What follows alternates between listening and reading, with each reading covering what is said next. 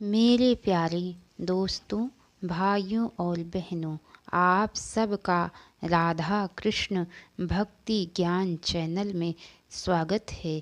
आज मैं आप सबको कूर्म पुराण की कथा सुनाने जा रही हूँ, जिसकी कथा सुनने से भगवान बड़े प्रसन्न होते हैं और उस पर हरि की कृपा सदा बनी रहती है। तो बोलिए लक्ष्मी नारायण विष्णु भगवान की जय।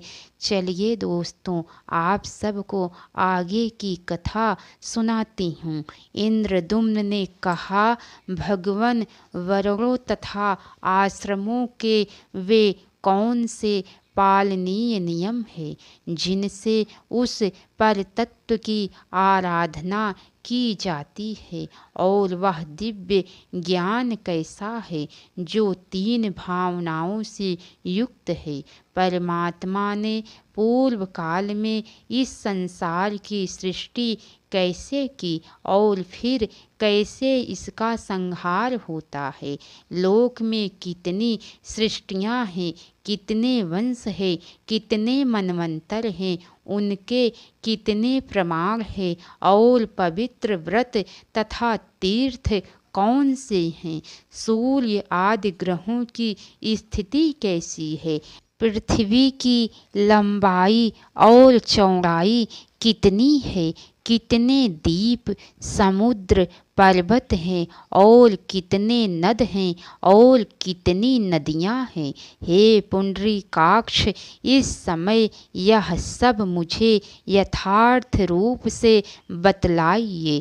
श्री कूर्म भगवान ने कहा, हे श्रेष्ठ मुनियों, उस इंद्रदुम्न के द्वारा मुझसे इस प्रकार कहे जाने पर भक्तों पर अनुकंपा करने की कामना से मैंने वे सभी बातें विस्तार से ठीक ठीक उसे बतला दी।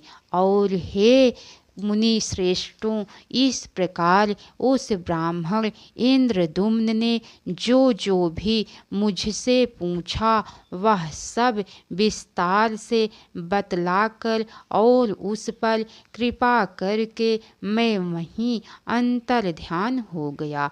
उस श्रेष्ठ ब्राह्मण ने भी मेरे द्वारा बतलाए गए विधान से अत्यंत पवित्र भावना से समाहित चित्र होकर परम तत्व की उपासना की। उसने अपने स्त्री पुत्र आदि का मोह छोड़ दिया, सुख दुख आदि द्वंद्वों से रहित हो गया, किसी भी वस्तु का संग्रह करना सर्वथा त्याग कर दिया, परिग्रही हो गया, और सभी कर्मों का परित्याग कर उसने परम वैराग्य का आश्रय ग्रहण किया। अपनी आत्मा में ही परमात्मा का दर्शन करके और अपनी आत्मा में ही संपूर्ण विश्व का अनुभव कर अक्षर तत्व संबंधी अंतिम ब्राह्मी भावना को प्राप्त किया, जिसके कारण उसे उस दुर्लभ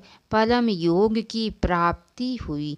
इस योग से ही उस अद्वितीय तत्व का साक्षात्कार होता है, जिसकी अभिलाषा निद्रा त्यागी श्वास जयी मोक्षार्थी पुरुष भी करते हैं। इसके बाद किसी दिन वह ब्राह्मण श्रेष्ठ योगींद्र इंद्रदुम्न भगवान सूर्य के निर्देश से अव्यय ब्रह्म का दर्शन करने के लिए अपनी योग सिद्धि के प्रभाव से प्रादुर्भूत सूर्य के समान प्रकाशमान श्रेष्ठ विमान में चढ़कर आकाश मार्ग से मान सरोवर के उत्तर में स्थित पर्वत पर गया।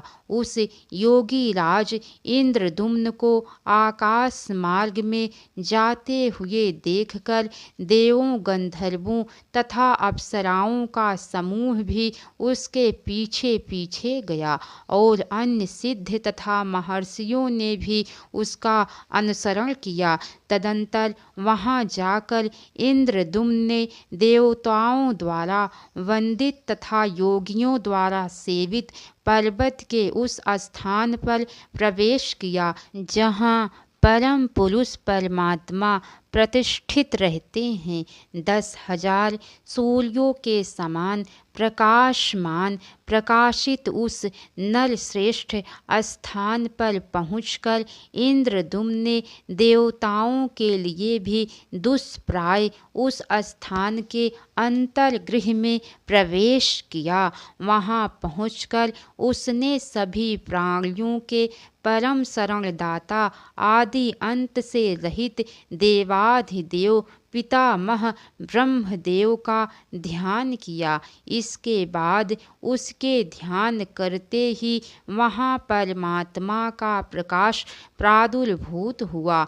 इंद्रद्युम्न ने उस प्रकाश पुंज के मध्य में महान तेज की राशि के रूप में ब्रह्म विद्वेषों के लिए अगम्य परम पद स्वरूप पूर्व पुरुष का दर्शन किया, जो 4 मुख वाले थे, जिनके सभी अंग शुभ लक्षणों से संपन्न थे और प्रकाश की किरणों से सुशोभित थे। समीप में आए प्रणाम करते हुए योगी इंद्रद्युम्न को देखकर वह विश्वात्मा ब्रह्मदेव स्वयं भी उसके समीप में गए और उसको अपने हृदय से लगाया।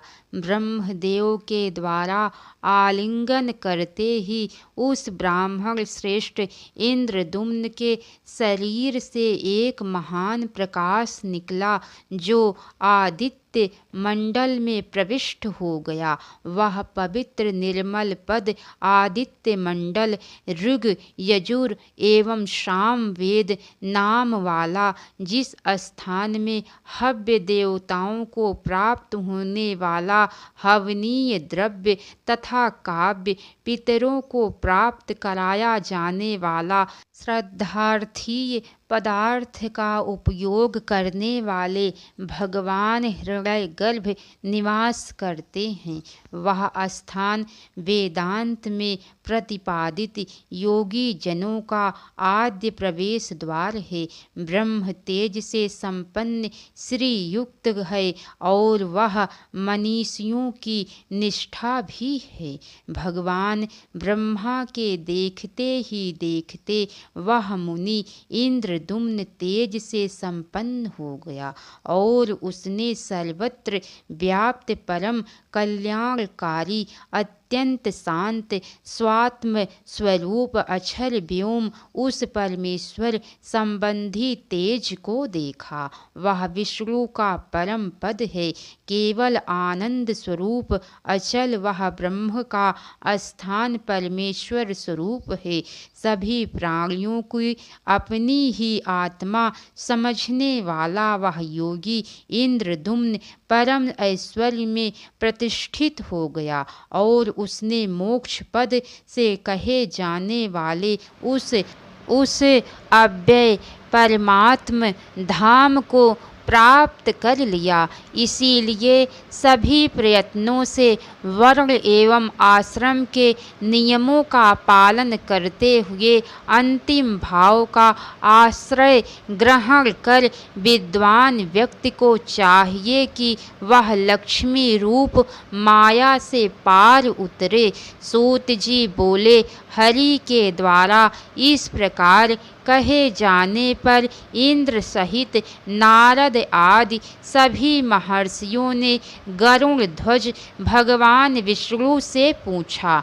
ऋषियों ने कहा, हे देवाधिदेव, हे ऋषिकेश, हे नाथ, हे अमल रूप नारायण, जो आपने पूर्व काल में ब्राह्मण इंद्रद्युम्न से धर्मादि संबंधी ज्ञान कहा था, वह सब आप हमें बतलाइए। हे जगन मूर्ति, ये आपके सखा इंद्र भी सुनने के लिए इच्छुक हैं। और हे भगवान, इसके बाद श्री सूत जी ने कहा, रसातल में स्थित कूर्म रूपी जनार्दन भगवान विष्णु देव ने नारदादि महर्षियों के द्वारा इस प्रकार पूछे जाने पर जिस श्रेष्ठ संपूर्ण कूर्म पुराण को देवराज इंद्र के समीप सुनाया था, मैं उसे आप लोगों को सुनाता हूँ। हे ब्राह्मणों, इस कूर्म पुराण का सुनना मनुष्यों के लिए यश की प्राप्ति कराने वाला, दीर्घ आयु प्रदान कराने वाला, पुण्य प्रदान कराने वाला, कृत्य कराने वाला तथा मोक्ष प्रदान कराने वाला है। इस पुराण के वाचन करने की तो और भी विशेष महिमा है। इसके मात्र एवं अध्याय के सुनने से ही सभी प्रकार के पापों से व्यक्ति मुक्त हो जाता है।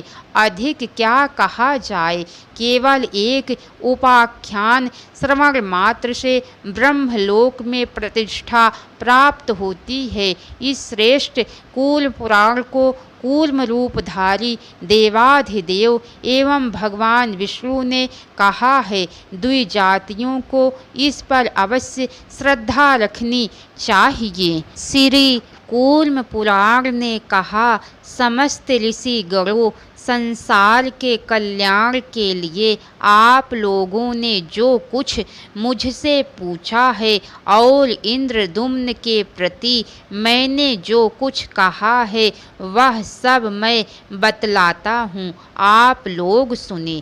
इस कूर्म पुराण में भूत, वर्तमान एवं भविष्य काल में हुए वृतांतों को विस्तार पूर्वक से बतलाया गया है। यह पुराण मनुष्यों को पुण्य प्रदान कराने वाला और मोक्ष धर्म का वर्णन करने वाला है। मैं ही नारायण देव रूप से पूर्व काल में विद्यमान था, मेरे अतिरिक्त और कोई दूसरा न था। मैं प्रगाढ़ योग निद्रा का आश्रय लेकर शेष शैया में पड़ा हुआ था। मुनि श्रेष्ठों, रात्रि के बीत जाने पर जागकर मैं पुनः सृष्टि विषयक चिंतन करने लगा। उसी समय अकस्मात मुझे प्रसन्नता प्राप्त हुई। तदुपरांत समस्त संसार के पितामह चतुर्मुख ब्रह्मा का आविर्भाव हुआ। इसी बीच किसी कारण से अकस्मात उस समय क्रोध उत्पन्न हुआ। हे मुनि श्रेष्ठों, उस समय क्रोधात्मज अपने तेज के द्वारा मानो त्रैलोक्यों का संहार करने के लिए हाथ में त्रिशूल धारण किए 3 नेत्रों वाले सूर्य के समान प्रकाशमान महेश्वर रुद्रदेव वहाँ उत्पन्न हुए। तदंतर कमल के समान विशाल नेत्रों वाली, सुंदर रूप एवं प्रसन्न मुख वाली तथा सभी प्राणियों को मोहित करने वाली देवी लक्ष्मी उत्पन्न हुई। पवित्र मुस्कान वाली, अत्यंत प्रसन्न मंगलमयी, अपनी महिमा में प्रतिष्ठित, दिव्य कांति से सुसंपन्न, दिव्य माल्य आदि से सुशोभित, अविनाशी महामाया मूल प्रकृति रूपा वे नारायणी अपने तेज से इस संसार को आपूरित करती हुई मेरे समीप में आकर बैठ गई। उन्हें देखकर संसार के स्वामी भगवान ब्रह्मा मुझसे कहने लगे कि हे माधव, संपूर्ण प्राणियों को मोहित करने के लिए इस स्वरूपणी देवी को नियुक्त करो, जिससे यह मेरी सृष्टि और भी अधिक बढ़ने लगे। ब्रह्मा के द्वारा ऐसा कहे जाने पर मैंने मुस्कुराते हुए देवी लक्ष्मी से कहा, हे देवी, मेरे आदेश से तुम देवताओं, असुरों तथा मनुष्यों से युक्त संपूर्ण विश्व को अपनी माया से मोहित कर संसार में प्रवृत्त करो। किंतु जो ज्ञान योग में निरत हैं, जितेंद्रिय हैं, ब्रह्मनिष्ठ हैं, ब्रह्मवादी हैं, क्रोध शून्य है तथा सत्यपरायण है, ऐसे लोगों को दूर से ही छोड़ देना। ध्यान करने वाले ममता रहित शांत धार्मिक वेद में पारंगत जप परायण और तपस्वी विप्रों को दूर से ही छोड़ देना। वेद और वेदांत के विशेष ज्ञान से जिनके संपूर्ण संशय सर्वथा दूर हो गए हैं, ऐसे तथा बड़े बड़े यज्ञों में परायण दुजों को दूर से ही छोड़ देना। जो जप होम यज्ञ एवं स्वाध्याय के द्वारा देवाधिदेव महेश्वर का यजन करते हैं, उनका प्रयत्न पूर्वक तुम दूर से ही परित्याग कर देना। जो भक्ति योग में लगे हुए हैं, जिन्होंने अपना चित्त भगवान को अर्पण कर दिया है और प्राणायाम धारणा ध्यान तथा समाधि आदि में निरत हैं, ऐसे अल्पात्माओं का दूर से ही त्याग कर देना। जिनका मन प्रणव वासना में आसक्त है, जो रुद्र मंत्रों का जप करने वाले हैं और जो अथर्व शिरस के अध्येता हैं, उन धर्मज्ञ व्यक्तियों को छोड़ देना। और अधिक क्या कहा जाए, जो अपने धर्म का पालन करने वाले हैं, ईश्वर की आराधना में सतत रत हैं। हे देवी, उन्हें मेरे आदेश से कदापि मोहित ना करना। इस प्रकार मेरे द्वारा प्रेरित हरि प्रिया महामाया ने जैसी मेरी आज्ञा थी उसी प्रकार किया। इसीलिए उन लक्ष्मी की आराधना करनी चाहिए। भगवत पत्नी देवी महालक्ष्मी पूजा किए जाने पर विपुल ऐश्वर्य पुष्टि मेधा यश एवं बल प्रदान करती हैं। इसीलिए लक्ष्मी की भली भांति पूजा करनी चाहिए।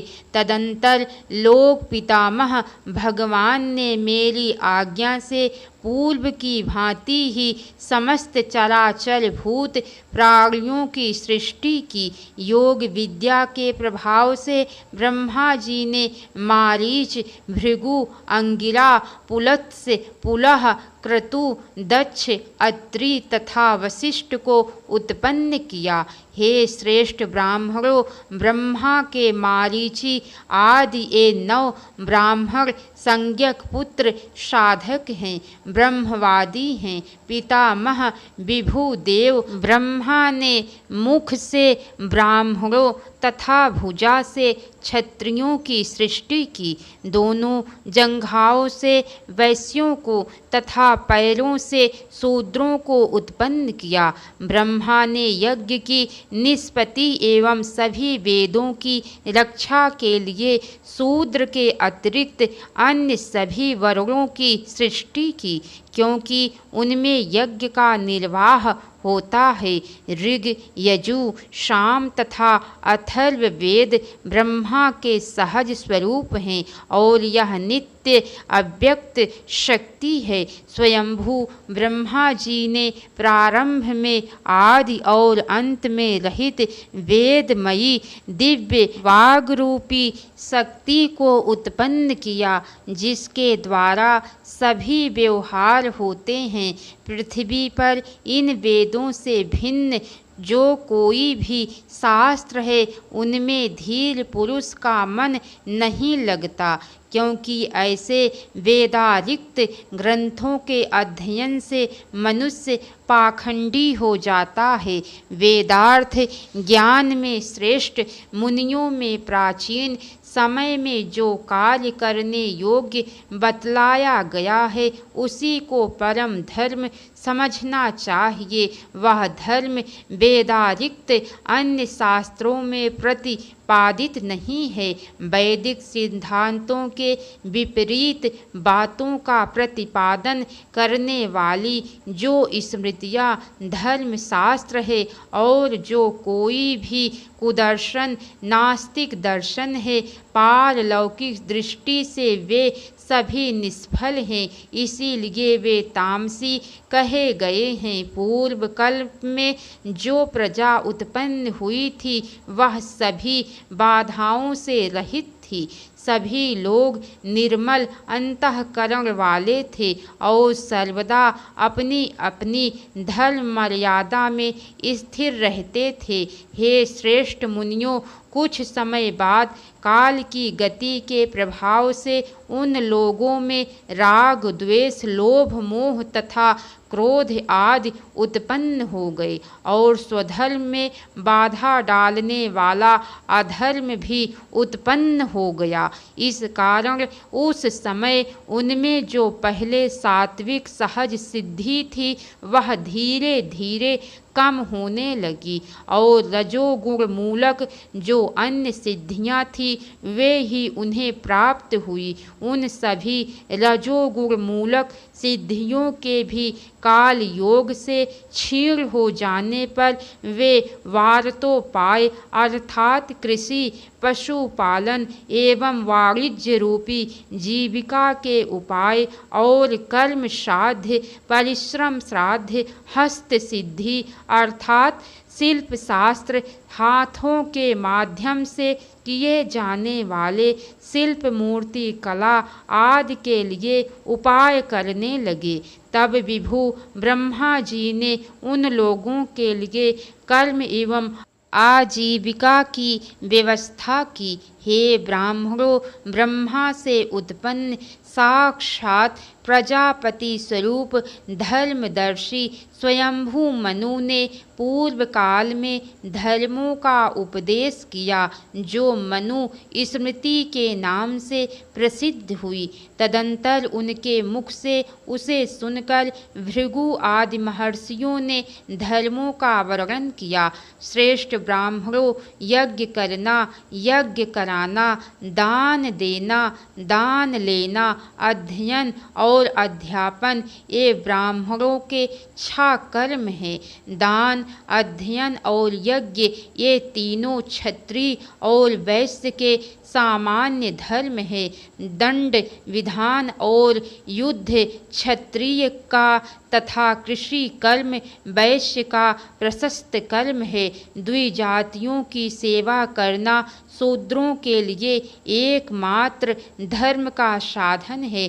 धर्मानुसार पाक यज्ञ तथा शिल्प विद्या उनकी आजीविका है। तदंतर वर्णों की व्यवस्था स्थिर हो जाने पर उन्होंने ब्रह्मचर्य, गृहस्थ, वानप्रस्थ तथा संन्यास इन 4 आश्रमों की स्थापना की। हे मुनि श्रेष्ठों, अग्नियों, ग्राहपत्य, आहवनीय तथा दक्षिणाग्नि की उपासना, अतिथि सेवा, यज्ञ, दान एवं देवताओं की पूजा यह संक्षेप में गृहस्थ का धर्म है।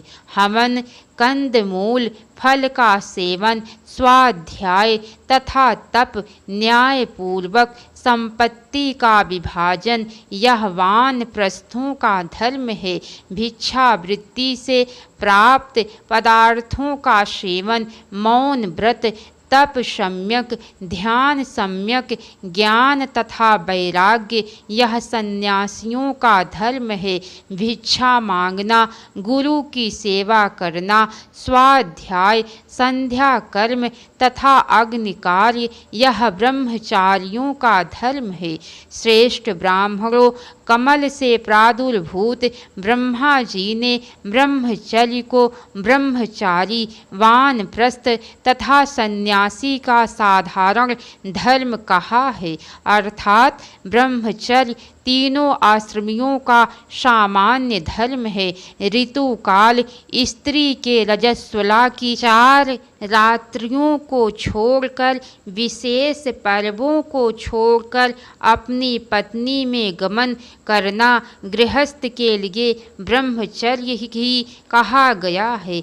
अन्य रात्रियों में नहीं, प्रथम गर्भ धारण करने तक उसे बिना किसी प्रमाद के इस नियम का पालन करना चाहिए। हे विपेंद्रो, ऐसा ना करने वाला गृहस्थ भ्रूणघाती होता है। यथाशक्ति प्रतिदिन वेद का स्वाध्याय, श्राद्ध, अतिथि सेवा तथा देवताओं की पूजा यह गृहस्थ का श्रेष्ठ धर्म है। किसी दूसरे देश में जाने पर अथवा पत्नी के मर जाने पर भी गृहस्थ को चाहिए कि वह प्रातः काल और सायं काल विधि पूर्वक विवाहाग्नि ग्राहपत्य अग्नि को प्रज्वलित करता रहे। गृहस्थ आश्रम को तीनों आश्रमों ब्रह्मचर्य, वानप्रस्थ तथा संन्यास का बीज कहा जाता है, क्योंकि तीनों आश्रमों के लोग गृहस्थ आश्रमी पर ही निर्भर रहते हैं। इसीलिए गृहस्थ आश्रमी सर्वश्रेष्ठ कहा गया है। वेदों का अभिमत है कि केवल गृहस्थ आश्रम में ही अन्य तीनों आश्रमों का समावेश होता है। इसीलिए एकमात्र गृहस्थ को ही धर्म का साधन जानना चाहिए। धर्म से रहित जो अर्थ एवं काम नामक पुरुषार्थ है उनका परित्याग करना चाहिए। साथ ही सभी प्रकार से जो लोक विरुद्ध हो उस धर्म का भी आचरण नहीं करना चाहिए।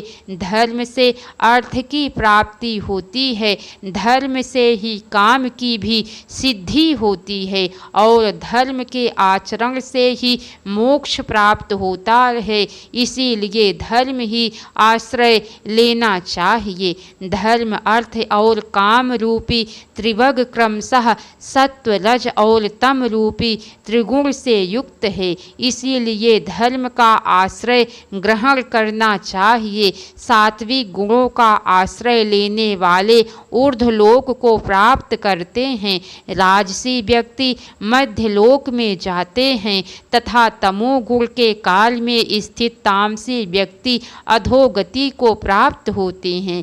जिस व्यक्ति में धर्म से संवित अर्थ और काम प्रतिष्ठित रहते हैं वह इस लोक में सुखों का उपयोग कर मृत्यु के उपरांत मोक्ष को प्राप्त करने में समर्थ होता है।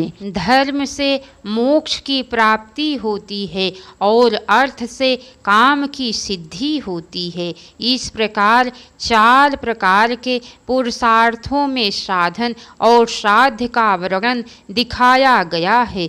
जो मानव धर्म, अर्थ, काम तथा मोक्ष के इस प्रकार बताए गए महात्म्य को जानता है और तदंतर अनुसार आचरण करता है वह मोक्ष प्राप्त करने में समर्थ होता है। इसीलिए धर्म विरुद्ध अर्थ एवं काम रूपी पुरुषार्थ का सर्वथा परित्याग कर धर्म ही आश्रय ग्रहण करना चाहिए। धर्म ही सब कुछ सिद्ध हो जाता है, ऐसा ब्रह्मवादियों का कहना है। धर्म के द्वारा ही अस्थावर जंगम सारा विश्व धारण किया जाता है। जो द्विजोत्तमो यह धर्म शक्ति ब्रह्मा जी की वह ब्राह्मी शक्ति है जो आदि और अंत से रहित है। कर्म एवं ज्ञान दोनों के द्वारा ही धर्म की प्राप्ति होती है, इसमें कोई संदेह नहीं है। इसीलिए ज्ञान के साथ ही कर्म योग का भी आचरण ग्रहण करना चाहिए। प्रवृत्त एवं निर्वृत्त इस प्रकार से वैदिक कर्म 2 प्रकार का होता है। निर्वृत्त कर्म ज्ञान पूर्वक एवं प्रवृत्त कर्म इससे भिन्न प्रकार का होता है।